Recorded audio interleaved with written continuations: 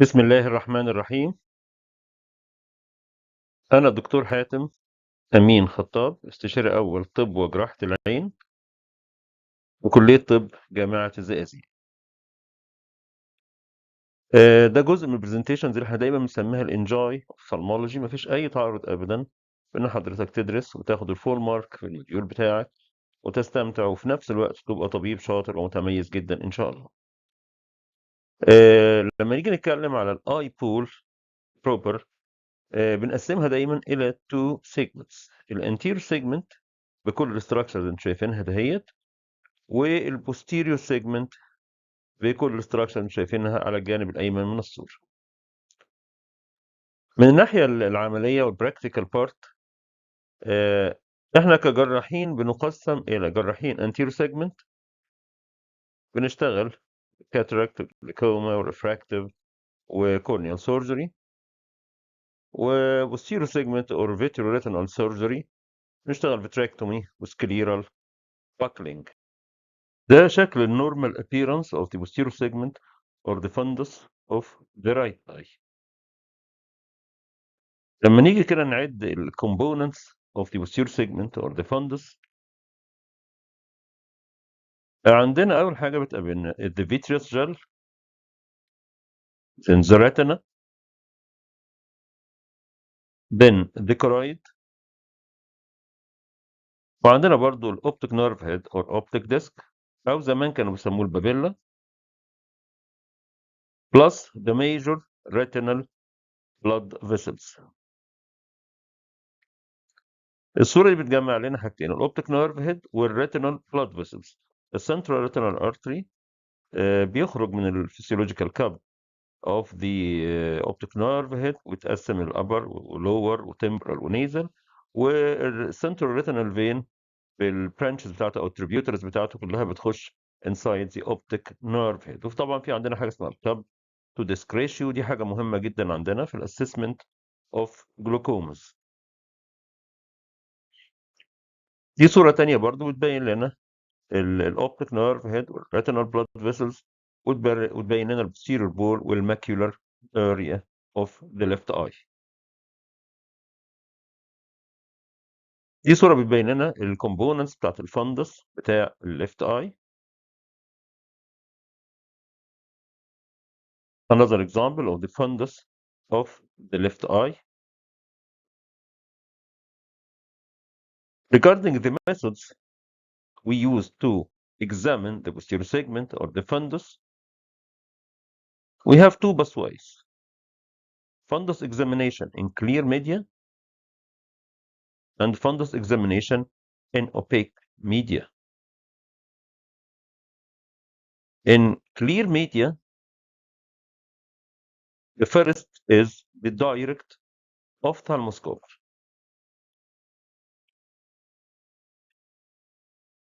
These are different models of the direct ophthalmoscope. This is the appearance of the examination by this instrument. The optical principle of the direct ophthalmoscope, the image of the patient's fundus is formed inside the observer's fundus. That's why it's called the direct. When you're ready to examine the fundus, switch on the ophthalmoscope light and adjust it to the large round beam of white light. Also make sure the light is bright enough. Set the ophthalmoscope to 0 diopters. After darkening the room, ask the patient to look over your left shoulder at a specific spot on the wall. Look over my left shoulder. Using your left eye and left hand, examine the patient's left eye. From 15 inches away and 15 degrees lateral to the patient's line of vision, shine the light beam on the pupil. Locate the red reflex, which should appear as an orange glow in the pupil. Note any opacities that interrupt the red reflex. While holding the red reflex in view, approach the patient's eye along a 15-degree line lateral to her line of vision until the ophthalmoscope is close to the eye. Try to find the optic disc by following the retinal vessels toward the place where they converge. Now bring the optic disc into sharp focus by adjusting the ophthalmoscope lens. Note the color of the optic disc, the clarity of its margin, and the size of the physiologic cup. Normally, the disc is yellowish-orange to creamy pink and round or oval with well-demarcated margins. It may be surrounded by white or pigmented rings or crescents. The optic cup-to-disc ratio is usually less than 1:2.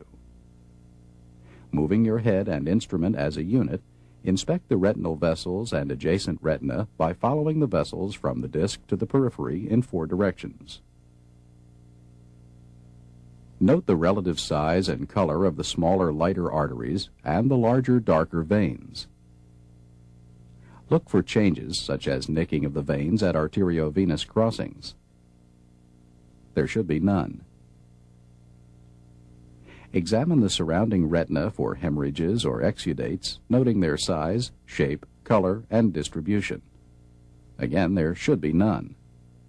Finally, examine the fovea and surrounding macula by directing your light beam laterally or asking the patient to look directly into the light. The tiny bright reflection at the center of the fovea may help orient you. To focus on more anterior structures, such as opacities in the vitreous or lens, change the diopter on the ophthalmoscope to more positive numbers, such as +10 or +12. Repeat the ophthalmoscopic examination on the patient's right eye using your right hand and right eye. A direct ophthalmoscope can be a very useful tool. Understanding the different settings on the direct ophthalmoscope is key to its effective use. Let's start by turning it on. On most models, this is done by depressing a green or red button and twisting the dial. The further you twist, the more intense your light beam will be.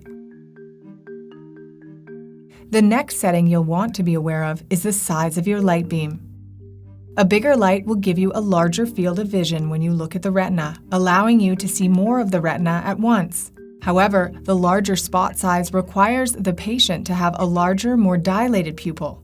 In someone with a small or even average-sized pupil, using the largest setting may give you a lot of glare as you try to focus on the retina. A smaller, less intense light will give you a smaller field of view, but may be easier to use in a patient with a small pupil. The last but perhaps most important dial is where you correct for the eyeglass prescription of both you and your patient. The red numbers show a myopic or minus prescription, while the green numbers show a hyperopic or plus prescription.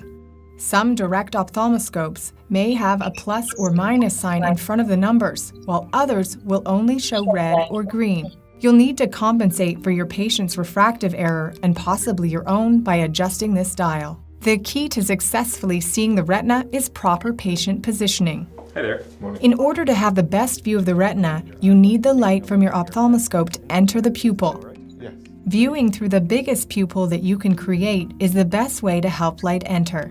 Pupils are naturally more dilated in the dark, so dimming the room lights will enlarge the pupil.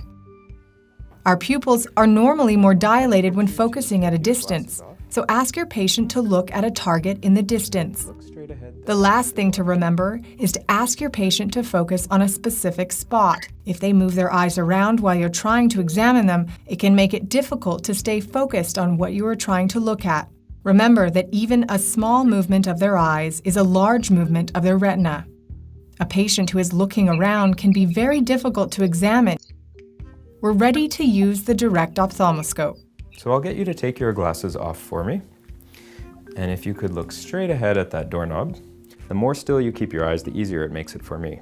Sounds good. Look through the viewing aperture. If you're starting with your patient's right eye, look through the ophthalmoscope with your right eye. Start by focusing on the red reflex of the pupil from 2 to 3 feet away. Move closer to your patient until you see some retinal blood vessels come into focus. You'll likely have to come quite close to your patient. You may find it helpful to extend one finger and rest this on your patient's cheek while keeping your index finger on the focusing dial. You'll need to be about 1 inch away from your patient. If you're too far away, your field of view will be too small. This also helps stabilize your hand if your patient moves. Look for a retinal blood vessel. You'll be quite zoomed in on the retina, but you should be able to find a blood vessel. This will look like a red vessel on a yellow-orange background. Move your head and follow the vessel as it joins other vessels until you come to the optic nerve head. Usually, you have to move towards your patient's nose in order to find the nerve. This will depend on the angle you use when you start your approach. If you see the vessel branching into more vessels, you're going in the wrong direction. Move the other way. As you follow the vessel, try to appreciate details of the arteries and veins. Can you see any arteriovenous nicking or copper wiring? Do you see any hemorrhages or cotton wool spots near the vessels? When you see the optic nerve, try to appreciate some of its characteristics. Are the edges crisp and well-defined or blurry from optic nerve edema? Are there any hemorrhages? What is the cup-to-disc ratio?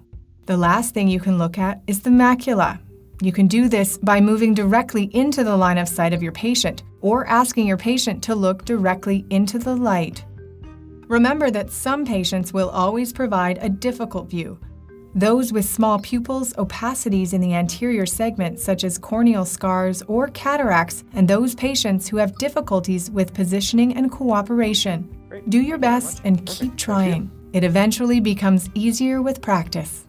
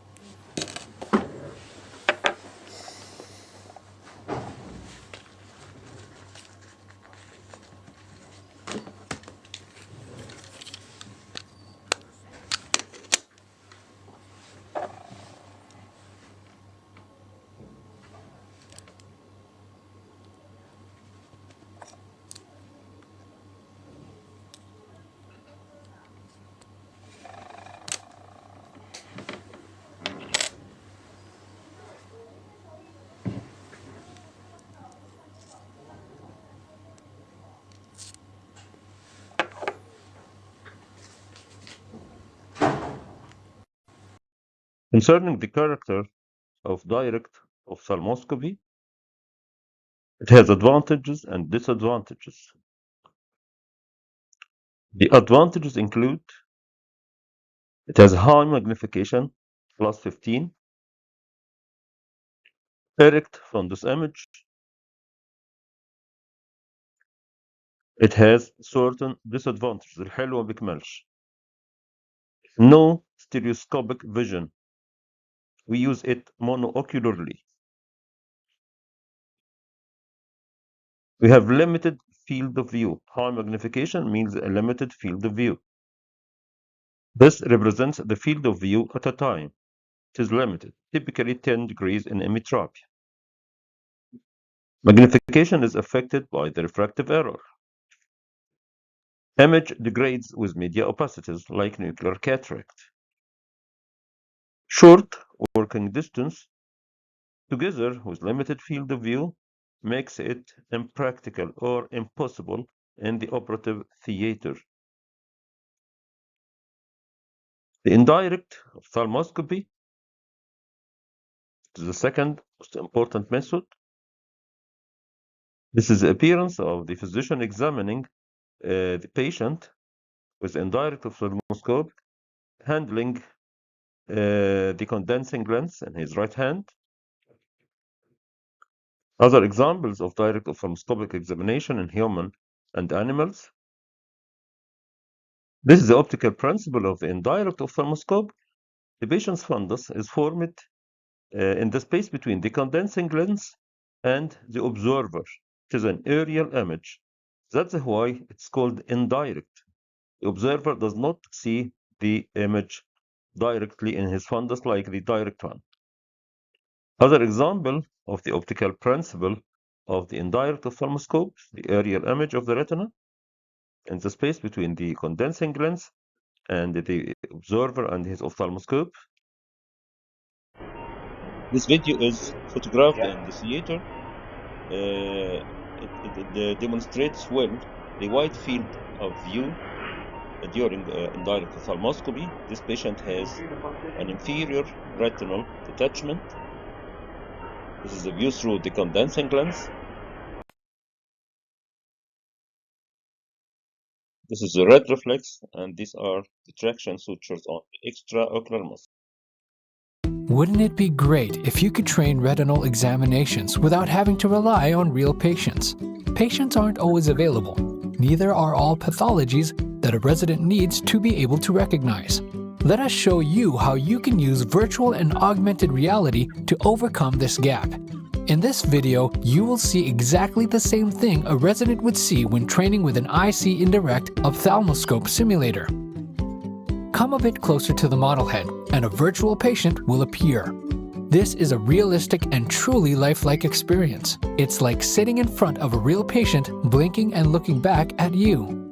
Well, let's start with the examination. Pick up the lens handpiece. You will see your own hand holding the lens together with a virtual image that we render into your real world, making the examination feel absolutely natural. Take a look at the retina and check out a wide range of scenarios and pathologies. On the touchscreen, you can adjust different settings like the direction of your patient's gaze. In this scenario, we have a retinal detachment in the right eye. Let's take a closer look.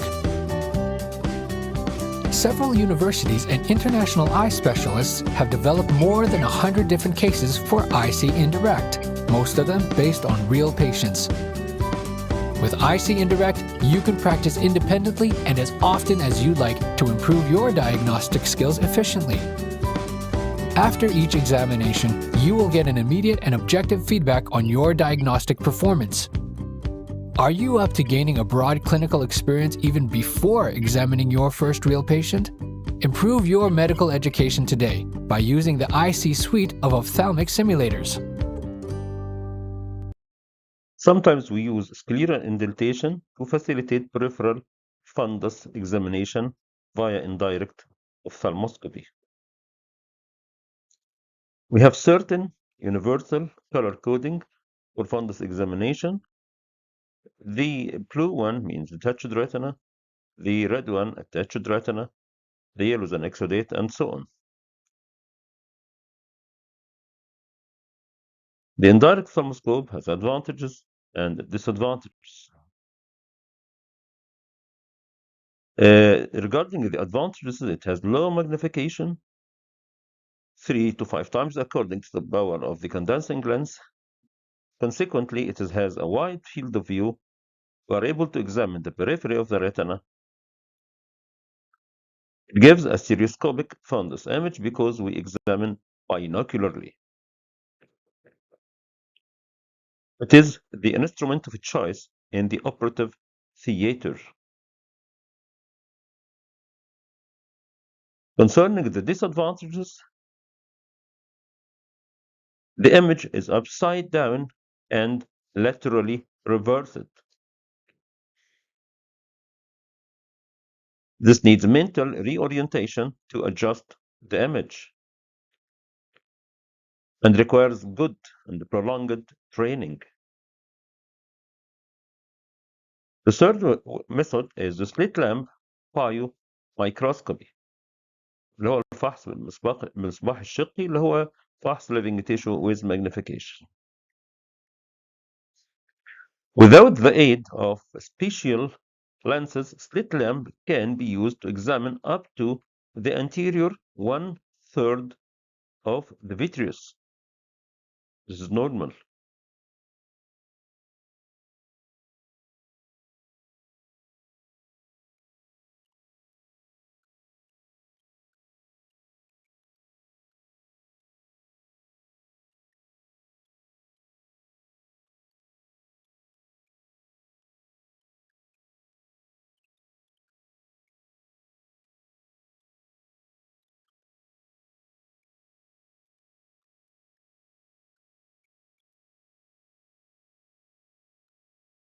Here's an interesting finding that I thought might be useful, perhaps for showing a patient.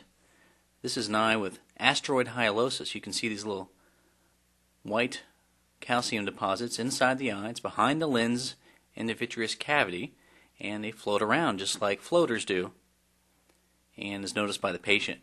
Using a slit lamp beam, they really light up. Thought this might be useful just because so many people complain of having floaters, and you try to describe what's causing them, and even if they don't have asteroid hyalosis, this is a nice video to show this. To be able to examine the posterior 2/3 of the fundus, special lenses should be used either in contact or without contact with the cornea. This is an example of slit lamp biomicroscopy through Goldman 3 mirror lens. Each lens of this mirror has a certain inclination. The central one allows examination of the posterior pole of the fundus. This is the view of the lens facing the patient and from the profile. We can also use the slit lamp in a non-contact manner using either 90 or 78 diopter lens.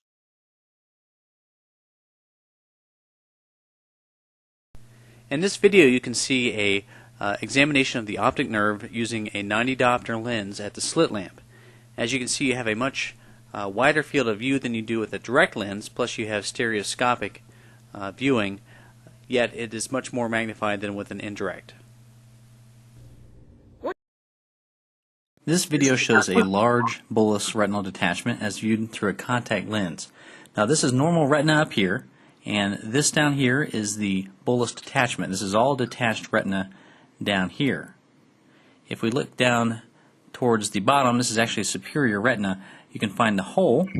It's kind of hard to see, but this is it right here.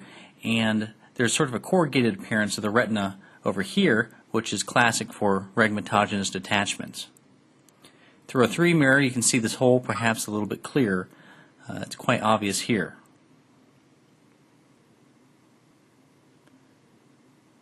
Now, on an ultrasound, what we got here is how this looks. Back here is the optic nerve where the retina is attached, and up here is the oris serrata. And as the eye looks up and down, you can see this retina moving. And if you look at the A scan, you can see it spiking and corresponding to this retina. Certain investigations help us in fundus examination. Fundus, fluorescein angiography or FFA, This is the appearance of the technique of fundus fluorescein angiography. A camera equipped with certain filters. The dye is injected into the forearm or antecubital vein, and we can follow the dye through the choroidal, then the retinal circulation.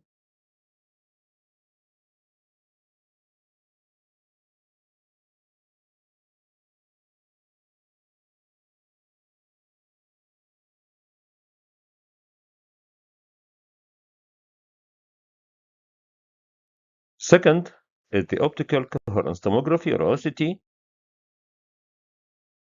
This is a machine. It is a non-invasive, non-contact transpupillary imaging technology which can image retinal structures in vivo with a resolution of 5 to 10 microns. Cross-sectional images of the retina are produced using optical backscattering of light in a manner similar to B-scan ultrasonography. This is the normal OCT appearance of the macular area. In the inferior part, this is the appearance of cystoid macular edema. Also, the OCT is very helpful in optic nerve disorders and in the diagnosis and the follow-up of glaucomas. In oblique media, the story differs. Fundus examination in oblique media should include anatomical diagnosis and functional diagnosis. Anatomical diagnosis relies upon ophthalmic ultrasonography. This is a normal ultrasound of the eye. Now when you look at ultrasounds, basically the front of the eye is up here. That's where the cornea and the lens is. And the back of the eye is back here, and this is where the retina is. Back here is the optic nerve. That's what that dark shadow is. And the stuff in the middle here is most likely just some vitreous debris. Now you do an ultrasound whenever you can't see the retina, so if someone has a very dense cataract, for example, you'd want to ultrasound them just to make sure that there isn't a big retinal detachment or tumor or something unexpected that you don't want to find after cataract surgery. This is the normal ophthalmic ultrasound. This is ophthalmic ultrasound in cases of retinal detachment, in cases of vitreous hemorrhage. Concerning functional diagnosis, this is done through electrophysiology, electroretinography,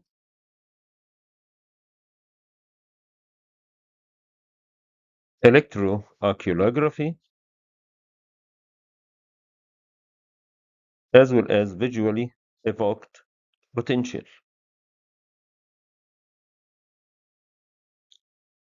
Here is a clinical example illustrating the importance of fundus examination.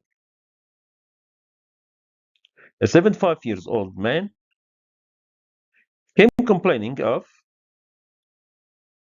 gradual, progressive, painless diminution of vision over 15 years. He had been told that he had a visually significant cataract requiring intervention.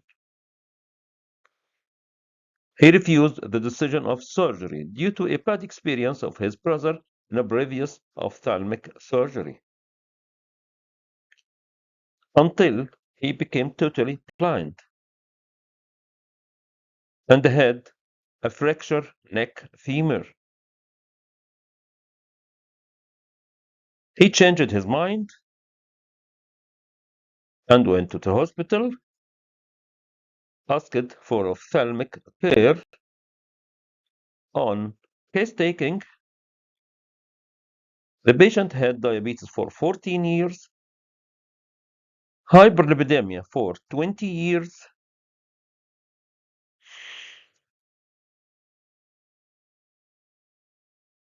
on examination, his visual acuity was hand motion pad projection in the right side and perception of light pad projection on the left side. On slit lamp examination, this was the appearance of the right and left anterior segment of the eye. The intraocular pressure was 40 mm mercury ID and 46 mm mercury OS.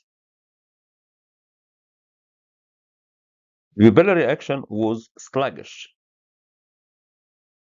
The patient was excited and enthusiastic to undergo surgery, unlike his previous opinion. He asked if his vision would improve despite this long time. What is the diagnosis?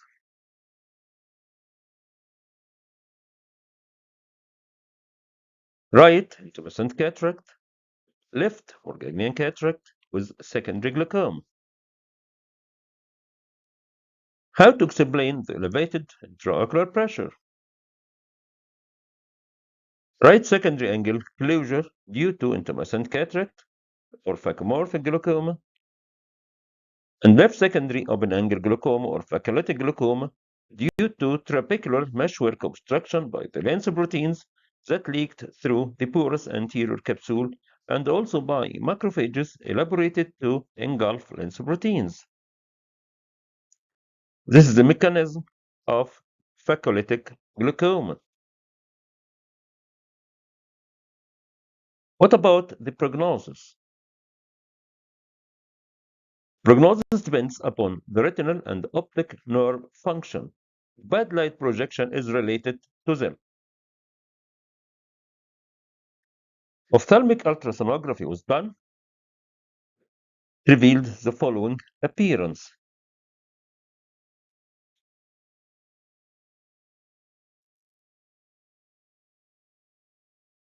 The man had right tractional retinal detachment and left tractional rhegmatogenous retinal detachment.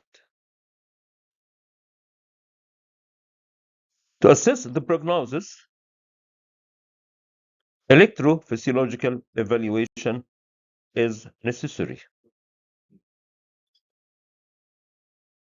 For contact, this is my WhatsApp number. This is the Facebook page. This is the YouTube channel. This is the appearance of YouTube channel. My team.